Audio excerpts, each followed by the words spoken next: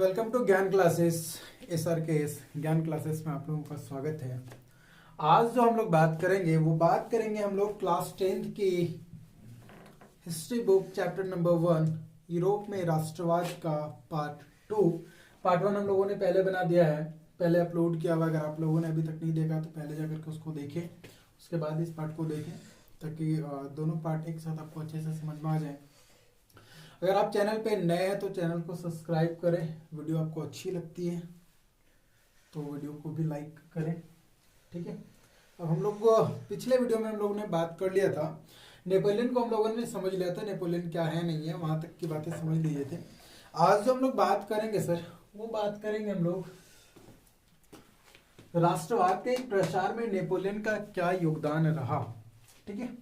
राष्ट्रवाद के प्रसार में नेपोलियन का क्या योगदान रहा, क्योंकि राष्ट्रवाद के जब प्रसार वाली चीजें चल रही थी तो नेपोलियन का बहुत बड़ा योगदान था। क्या चीजें योगदान रही वो देखते हैं। तो पहली पॉइंट क्या बोलता है सर कि विशेषाधिकार को समाप्त करके आर्थिक असमानता को दूर कर दिया सर, ठीक है। पहली चीजें क्या गई कि विशेषाधिकार, जब राज शासन चल रहा था तो क्या होता था कि कुछ अमीर लोग जो होते थे उनको बहुत सारी सुविधाएं दे दी जाती थी और गरीब लोगों को सुविधाएं रहित कर दिया जाता था, सुविधाएं उनको प्रदान नहीं की जाती थी। कहने का मतलब है कि उनके पास बहुत सारे अधिकार होते थे।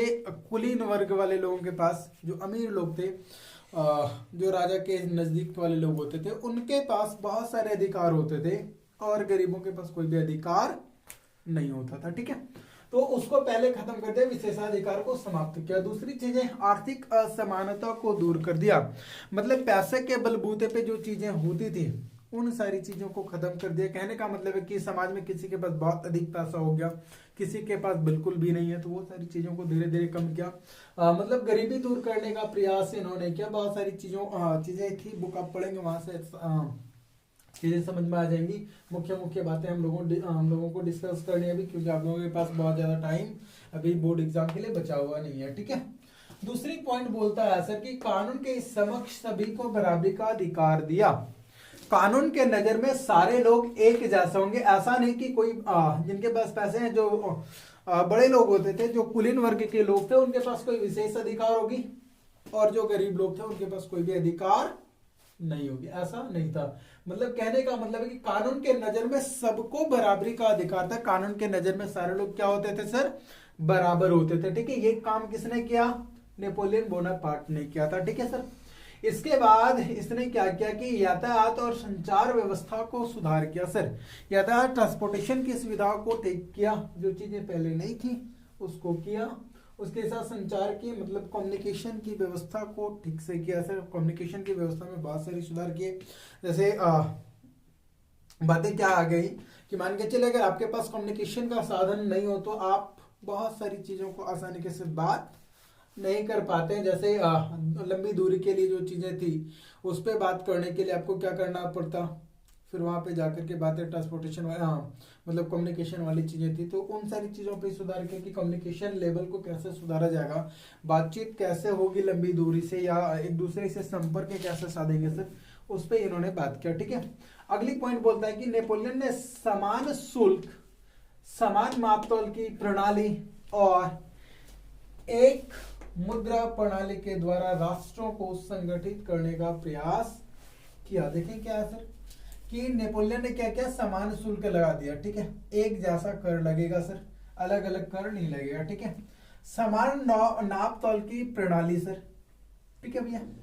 समान नापतोल की प्रणाली कहने से क्या मतलब भैया, पूरे फ्रांस में एक जैसे क्या रहेंगे, नापतोल की प्रणाली रहेगी। छोटे छोटे क्षेत्रों पे नहीं, पूरे फ्रांस में एक जैसे नापतोल की प्रणाली रहेगी। जितनी वैल्यू एक स्थान पे है उसकी उतना ही वैल्यू किसी दूसरे स्थान पे भी जाएंगे तो उसकी वैल्यू उतना ही रहेगी सर, ठीक है। उसके साथ क्या किया भैया, एक मुद्रा प्रणाली, ठीक है। पूरे फ्रांस में एक मुद्रा का प्रचलन करवाया सर, ठीक है। पूरे फ्रांस में क्या करवाया, एक मुद्रा का प्रचलन करवाया भैया। पहले अलग अलग मुद्राएं अलग अलग क्षेत्रों पे चला करती थी, उन सारी चीजों को हटा करके पूरे फ्रांस में क्या करवाया, एक मुद्रा को चलवाया। मतलब पूरे फ्रांस में चलेगा एक ही पैसा, आप पूरे फ्रांस में कहीं भी उससे एक्सचेंज कर सकते हैं, मुद्रा विनिमय का कार्य कर सकते हैं, ठीक है। तो इसके द्वारा क्या कर दिया गया कि जब देखें समान शुल्क लगेगा, एक जैसा शुल्क जब सबको लगेगा तो सबको लगेगा भैया हम लोग बराबर है, ठीक है। अमीर के लिए भी वही शुल्क है, गरीबों के लिए भी वही शुल्क है। कहने का मतलब है कि जो व्यवस्था की गई शुल्क का वो सबके लिए इक्विवेलेंट की गई, इक्वल की गई। इसके साथ की क्या चीज आई भैया कि समान नापतोल की प्रणाली। कहने का मतलब है कि अमीरों के लिए भी वही चीजें, गरीबों के लिए भी वही चीजें हैं। हर एक क्षेत्र पे जो नापतोल की प्रणाली थी भैया वो क्या थी, समान थी। तो लोगों को लगेगा भैया कि हम लोग बराबर है, कोई समस्याएं नहीं आएंगी, राजा हम लोग सबको एक जैसा दिखता है, ठीक है। उसके बाद क्या कर दिया गया, एक मुद्रा प्रणाली, सबके पास एक ही वाला पैसा रहेगा भैया। तो क्या होगा, ये सबको लगेगा कि हम लोग एक हैं, तो हम लोगों को संगठित होना चाहिए, ठीक है। संगठित कहने का मतलब नेपोलियन ये बहुत बड़ा काम किया था कि राष्ट्र को संगठित करने के लिए, एकत्रित करने के लिए, लोगों में राष्ट्रवाद की भावना को बढ़ाने के लिए इन सारे कार्य को किया था भैया, ठीक है। अगला क्या, सामंती व्यवस्था को समाप्त कर दिया। सर सामंती व्यवस्था हम लोगों ने पहले भी बात किया हुआ था कि सामंती व्यवस्था क्या होता है। सामंती व्यवस्था कहने का मतलब क्या है कि जो छोटे छोटे इलाकों में बड़े जमींदार हुआ करते थे, बड़े लोग जिनके अंदर जिनको राजा भूमि देता था और उस पे किसानों सामंती लोग जो होते थे वो किसानों को भूमि देते थे कृषि करने के लिए।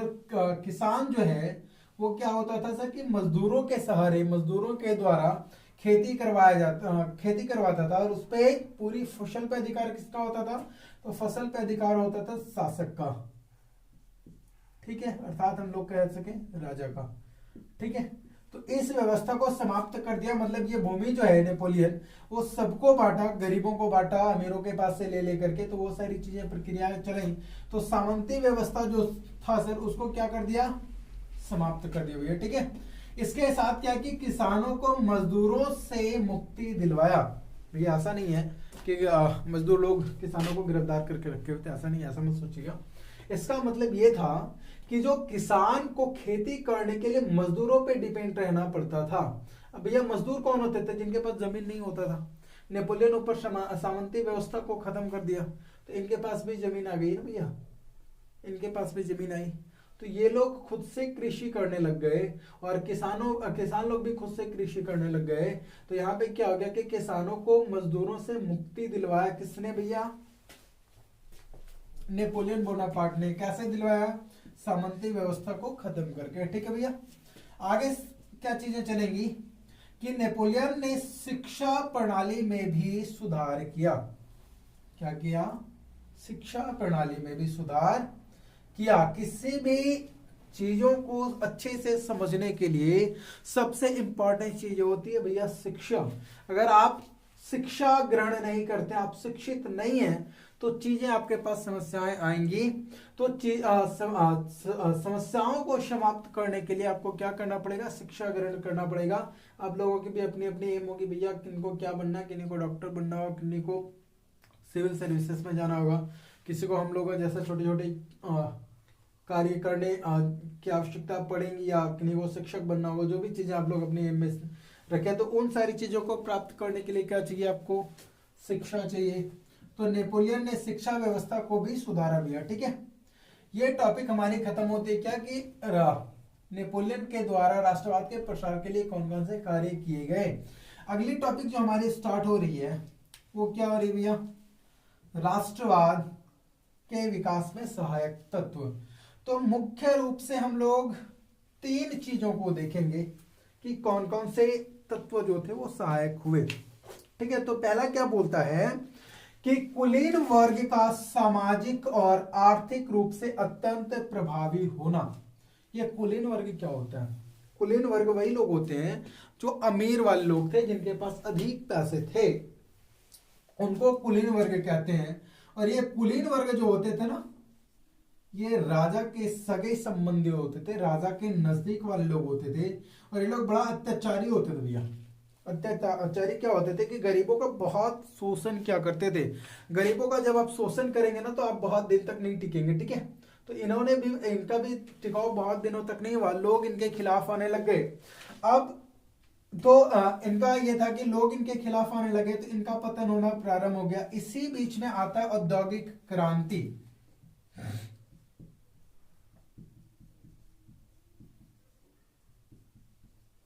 इसी बीच में आती भैया औद्योगिक क्रांति, और औद्योगिक क्रांति के सहारे एक वर्ग, नया वर्ग निकल के आता है, और वो होता है मध्यम वर्ग।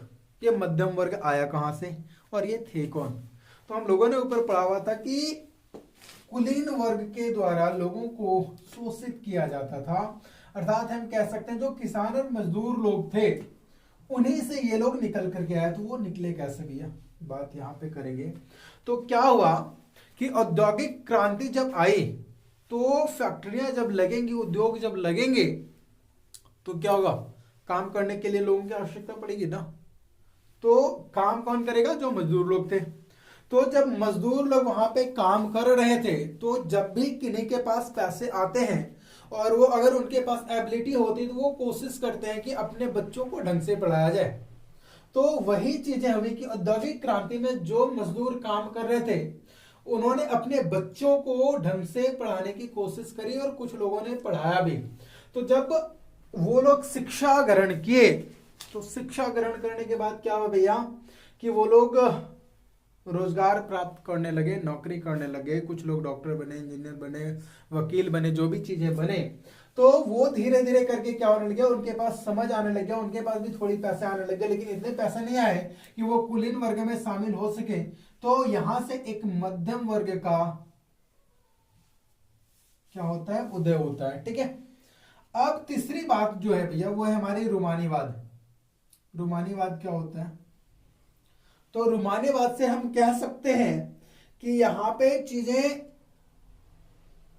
आत्मा के साथ जुड़ने लग गई कि लोगों को समझ में आने लग गया कि ये लोग हमारा आर्थिक शोषण कर रहे हैं, सामाजिक शोषण कर रहे हैं। तो इनके विरुद्ध जो लोग खड़े हुए उनको बोला गया रूमानीवाद। तो ये तीन जो चीजें थी राष्ट्रवाद के विकास के लिए चीजें सहायक हुई कि भैया ये इन लोगों ने जब दबाया तो लोगों को लगने लग गया कि नहीं, अब हम लोग को बाहर आना पड़ेगा, इनके खिलाफ आना पड़ेगा। तो ये लोग आए और ये लोग रूमानीवाद के तहत आए, रूमानीवाद कहलाए ये लोग। अब जो हमारी अगली टॉपिक होगी भैया वो क्या होगी, उदारवादी राष्ट्रवाद। क्या होगी, उदारवादी राष्ट्रवाद। ठीक है, तो इसमें क्या चीजें है कि यह एक लैटिन भाषा का शब्द है सर। उदारवाद जो है वो एक लैटिन भाषा का शब्द लीवर से बना हुआ सर। ठीक है, लीवर से बना हुआ जिसका अर्थ होता है भैया आजाद। लीवर शब्द का लैटिन भाषा में अर्थ होता है आजाद, और इसी आजाद से आपका उदारवाद बना हुआ है। और उदारवादी लोगों का कहना क्या था, इनका मानना था कि व्यक्ति को व्यक्तिगत स्वतंत्रता मिलनी चाहिए और इसके साथ साथ कानून के नजर में सभी व्यक्ति एक समान होने चाहिए। तो यहां पे देखिए आप पॉइंट को देखेंगे क्या है कि व्यक्तिगत स्वतंत्रता और कानून के समक्ष समानता पर बल दिया इन्होंने। जो उदारवादी लोग थे इनका कहना था कि लोगों को व्यक्तिगत स्वतंत्रता देनी चाहिए और इसके साथ क्या करनी चाहिए कि कानून के नजर में सबको एक समान मानना चाहिए, कानून के नजर में सारे लोग समान है। ठीक है, इसके साथ साथ क्या बोला गया कि निजी संपत्ति रखने और निजी संपत्ति की सुरक्षा पर भी बल दिया इन्होंने। इनका मानना था कि लोगों के पास निजी संपत्ति भी होनी चाहिए, इसके ऊपर ज्यादा समस्याएं उत्पन्न नहीं करवाई जानी चाहिए कि लोग अपनी संपत्ति नहीं रख सकते, अधिक संपत्ति नहीं रख सकते, लोग रख सकते हैं। तो इनकी निजी संपत्ति का सुरक्षा पर भी इन्होंने बल दिया। ठीक है, चलिए अब जो हमारा अभी का टॉपिक होगा, अगला टॉपिक होगा वो क्या होगा, आर्थिक उदारवाद। ठीक है, आर्थिक उदारवाद जो लोग थे, आर्थिक उदारवादी जो लोग थे उनका क्या कहना था कि वो मुक्त व्यापार के पक्षधर थे। ठीक है, मतलब व्यापार में बाधाएं नहीं आनी चाहिए। जो लोग अगर व्यापार करना चाहते हैं तो उसमें बाधाएं नहीं आनी चाहिए। किस प्रकार की बाधाएं, तो देखिए राज्यों के द्वारा कुछ चीजें लगाई गई थी। तो क्या है कि वस्तु तथा पूंजी के आवागमन पर राज्य द्वारा लगाए गए नियंत्रणों को खत्म करना। ये किनका कहना था सर, आर्थिक उदारवादी जो लोग थे उनका क्या कहना था कि वस्तु और पूंजी का जो आवागमन था वो क्या था, राज्यों के द्वारा उनपे जो नियंत्रण लगाए गए थे उसे खत्म करने के पक्ष में कौन लोग थे सर, आर्थिक उदारवादी लोग थे। ठीक है, यहां तक बातें समझ गए। इसी में एक चीज और आती है सर, जलवेराइन।